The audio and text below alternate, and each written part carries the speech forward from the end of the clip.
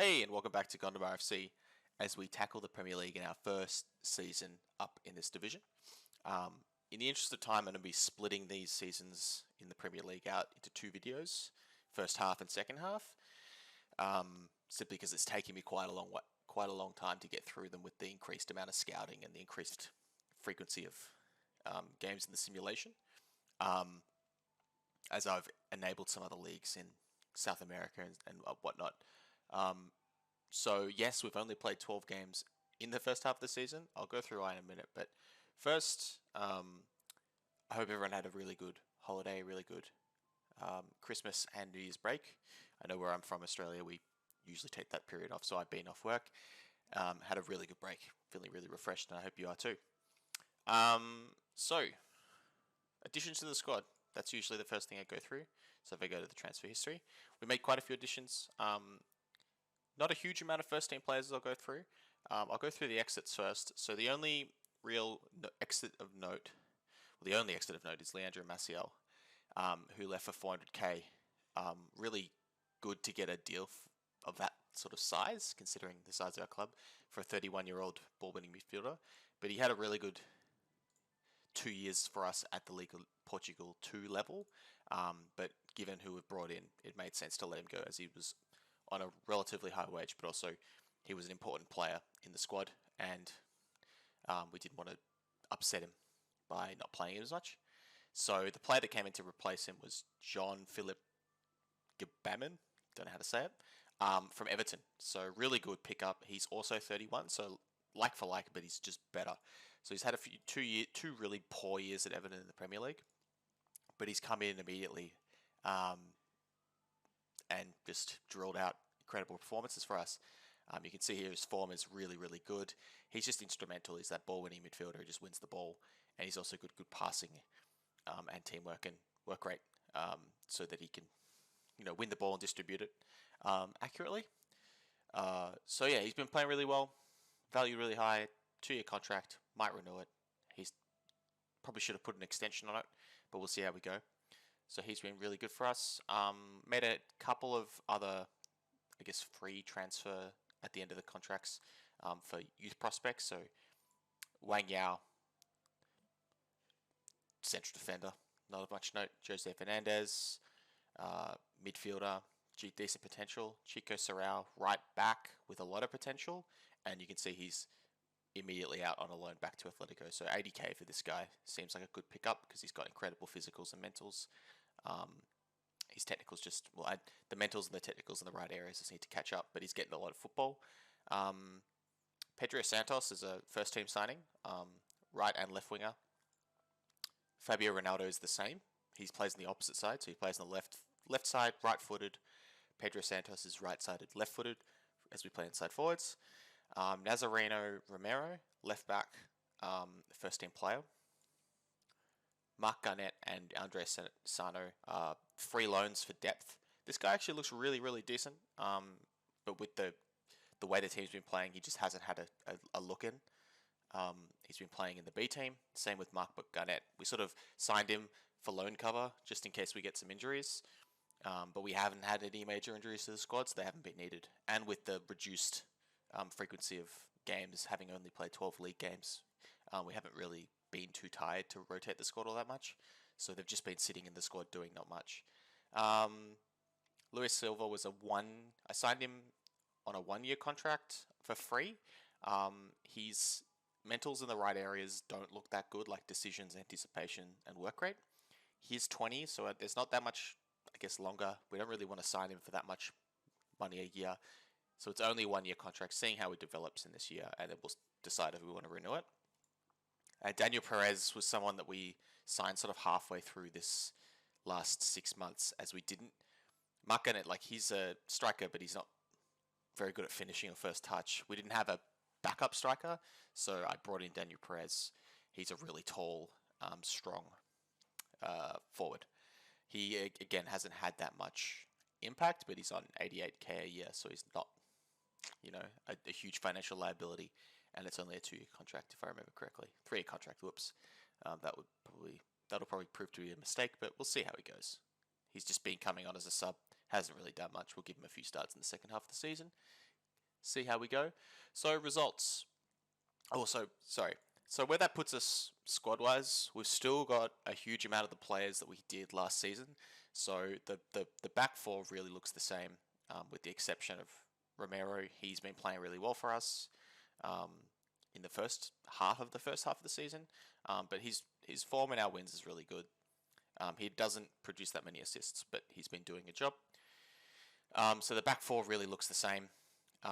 Same goalkeeper, but the midfield has changed quite a bit. So you can see that Gibaman has come in and is basically playing every single game for us. He's not been injured yet, so that's a good sign. Justin Back is still our deep playmaker, but our front four, still is quite different. So we managed to get Mark Guiu on another free loan, which has just been incredible. He's scored 11 goals in 12 matches, so he's been real part of the reason why we've been able to push up to the top half of the table in our first 12 games. His contract is coming up to expiry, but Barcelona do have an extension clause on that, which I would expect them to trigger because he's an incredible player. But the front three, sorry, the three attacking midfielders is a little bit different. So Capitas is still there as our left winger, but we have Fabio Ronaldo and Pedro Santos filling in the gaps. Mola Silla's just come off an injury. He's been playing really well for us. You can see that his first 3 years was spent in the Primeira Liga, not playing too well, and then he come with us and he's putting in sevens. So he's in really good form. Emerson's been in and out of the squad. He hasn't really made it too much of an impact. But the first team looks like this predominantly. Our centre backs have been in really good form and contributing with goals, and our midfield has been much of the same with 2 goals and 2 assists. Well, sorry, 4 goals and 3 assists coming from them. So in terms of results, so we started off really well in the top 4 spots, actually. So we got 2 of our first 5 games as wins, and we drew the rest, conceding late goals. 95th minute goal in this one against Gil Vicente and against Viz. So we could have even been 4 out of 5 goals. 4 out of 5 wins. And then we played some really big teams. We played Porto, Vitoria, and Sporting, and lost all 3. So that triggered a downturn in form. And then we played bottom of the league, MRT, and lost. So I think that's Martimo. Forgotten the name of that team, but we lost 4 in a row in the league, which you never want to do. But we maintained good form in the cups against some inferior opposition, and then lost against Gil Vicente in a game we definitely should have won because we had a goal disallowed and we missed a penalty. And then we had a team chat because they complained that the club atmosphere was not good enough, and then we've won the next 3 games. So we beat teams that we should be beating, given where we are in the table in 8th, quite comfortably as well. Aruca was a bit of a dicey one because we were up 3-0 and then Romero got himself sent off, and they scored a late goal to make it a bit awkward, but we won that game 3-2, which was good. So that's how we've been in the league. You can see that because of the Champions League and the Europa League format, the new format, we're missing a lot of games in the first half of the season as those teams chew up and play those 8 league games, and then those games are pushed to the second half of the season. Because we're not in Europe, we don't have that fixture congestion, so we play a reduced number of games. But if we were in Europe, I don't know how this would be structured, because that's a hell of a lot of games to be playing in the second half of the season if you've got knockouts.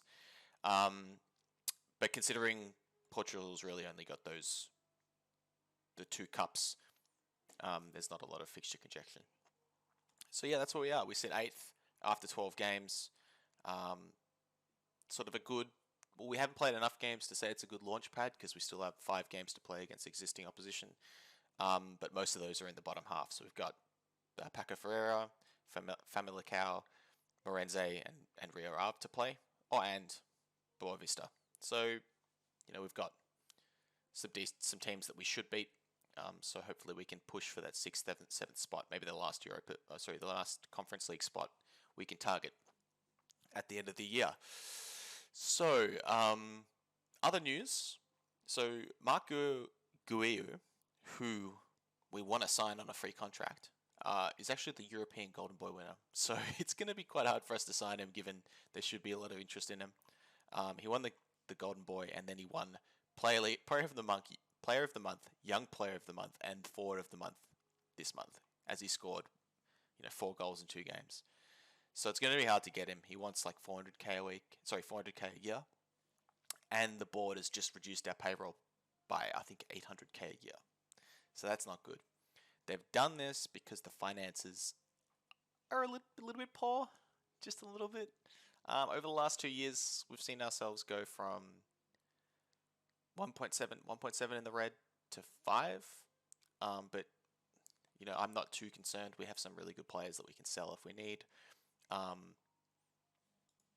But I guess we probably need some investment to keep us, running, as we're $5.3 million in the red. It's not a good sign. Yes. So another interesting part of moving to the Premier League, I guess, is that our existing stadium wasn't good enough. So part of the reason we're in such intense debt is that we had to build a new stadium. So we're building a 9.7k capacity Gondomar Stadium, and we move into it in 6 months. And we've been playing in a different stadium since, 5.2k all-seater. How have we been filling that?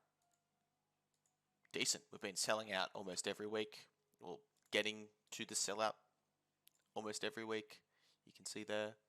So about 5k average, I would say, is our spectators, and hopefully when that 10k stadium opens, we can start selling even more tickets and get more money. But in terms of what that looks like, we've got $17 million net debt, and we're paying 100k a month. So that's why we've gone into the red so quickly. Anything else? Development. So we can see we've got quite a good, if I sort by potential here, we've got quite a good sort of pipeline of youngsters coming up. Zhang Zichao from our last year's intake is developing quite nicely, and we've got a few first team ready players coming. So Francisco Carvalho is developing very, very nicely. 3-star current ability in that team, so hopefully we can promote him soon. And Jose Fernandez is going to be that right wing back. I don't think he's been getting as many games as we would like at right back in the youth teams, so that's a bit of an issue. But he's doing quite nicely. And Mario Rodriguez Lopez. It entirely depends on whether or not we sign Mark Guiu to see whether he gets any games, because this guy's looking quite good. But clearly he's just not first team ready yet. Anyone else? No. So I think that's a good start. I'll get on, simulating this, see how far we can push up the table, and I'll see you guys in the next video. Thanks.